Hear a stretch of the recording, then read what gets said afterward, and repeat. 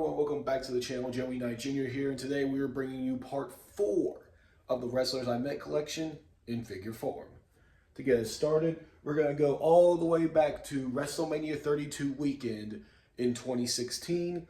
And first with me, I have Shawn Spears, or Tye Dillinger as he was known at the time. There he is in his Pinnacle gear, his AEW Jazzwares figure.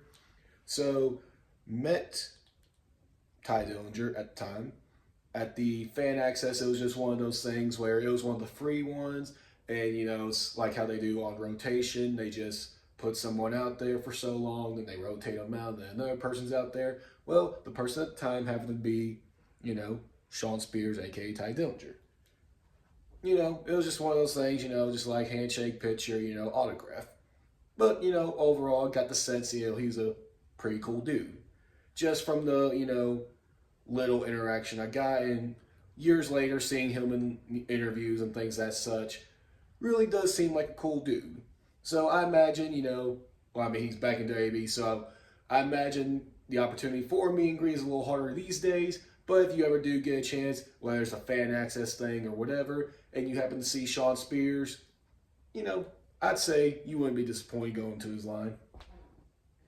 Next up is Hacksaw Jim Duggan.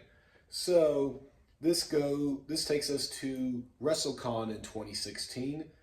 We were just walking around looking at all the different people they had, and it was me, one of my best friends, and my best friend's dad. So, I usually call him Weekend Dad. He calls me Weekend Son because how often I was over at his house. So we'll address him as Weekend Dad. Weekend Dad sees Hacksaw Jim Duggan, and that is one of his favorites from when he was growing up watching wrestling. So he wants to go see Hacksaw Jim Duggan. His prices were pretty reasonable. So he's like, yeah, I want to go meet Hacksaw. So he goes to meet Hacksaw, gets like an autographed 2x4 and that nature. And when he goes to take a picture, Hacksaw's just like, hey, y'all two get in the picture too. And instantly I kind of look over at, you know, the guy handling his little table or whatever. And he just has like this, like his face just goes from like cool to, like he wants to say something so bad in that moment. And Hacksaw's just kind of like, don't worry about that guy. And he just keeps pulling us over in for the picture. So we go in, take the picture with Hacksaw. And I thought that was pretty cool. That he really didn't care what his handler thought or whatever, or what the technical rules were supposed to be of his little deal with them. He's like, nah, have them come in with the picture with me. But yeah, there's Hacksaw Jim Duggan. I've never had that issue before, but of course when I click record on a video, the 2x4 wants to act up. But yeah, Hacksaw Jim Duggan right there in his trusty 2x4. Next up, we have a very infamous duo of the Ruthless Aggression era, which is my era, and that is Daivari and Muhammad Hassan.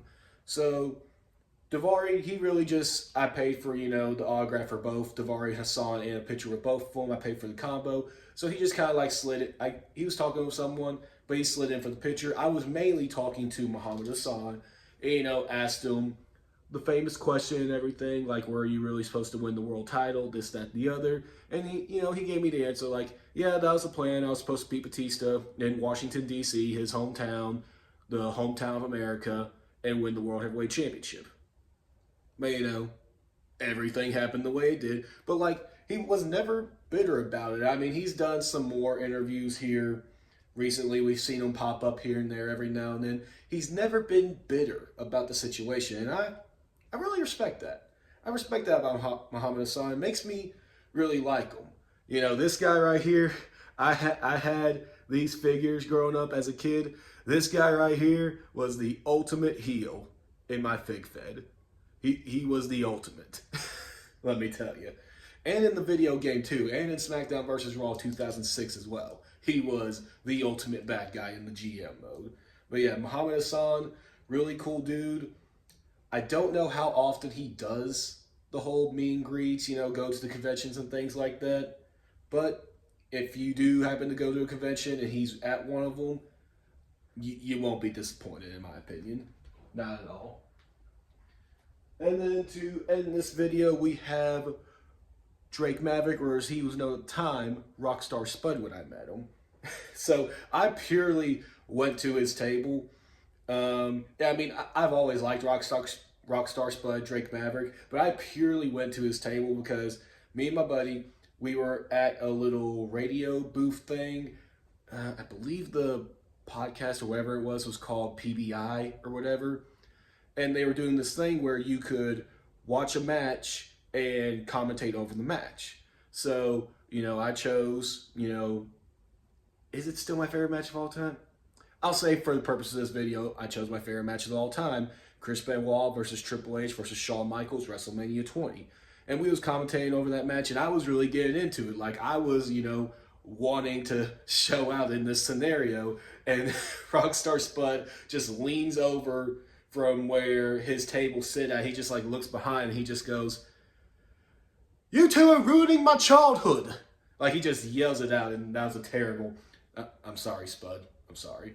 That was a terrible British accent. But he just yells that from where he was at or whatever. And just purely based on all that, I was like, you know what? I'm going to meet Spud.